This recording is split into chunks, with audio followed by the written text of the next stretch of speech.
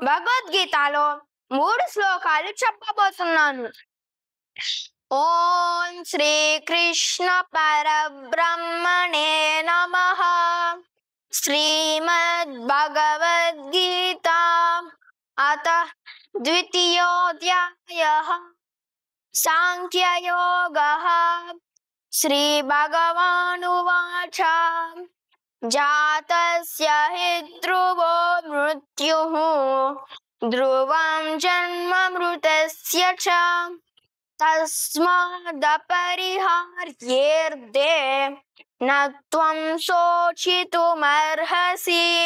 భావం: పుట్టిన వానికి మరణం తప్పదు, మరణించిన వానికి జననం తప్పదు. అందుచేత నివారించలేని విషయాలలో నీవు శోకింపరాదు. అవ్యక్తాదీని భూతాని వ్యక్తమద్యాని భారత అవ్యక్త నిధనాన్యేవ తత్ర కా పరిదేవన.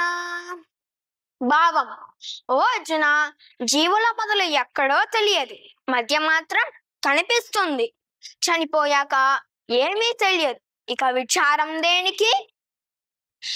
ఆశ్చర్యవత్ పశ్యతి కశ్చిదేనం ఆశ్చర్యవద్వదతి తదైవ చాన్యః ఆశ్చర్యవచ్చైనమన్యః శృణోతి శ్రుత్వాప్యేనం వేద న చైవ కశ్చిత్. భావం: ఓ అర్జున, దీనిని ఎవరో ఒకరు ఆశ్చర్యంగా చూస్తారు, ఎవరో ఒకరు ఆశ్చర్యంగా చెబుతారు, ఎవరో ఒకరు ఆశ్చర్యంగా వింటారు. విన్నప్పటికీ ఎవ్వరూ దీనిని తెలుసుకోలేరు.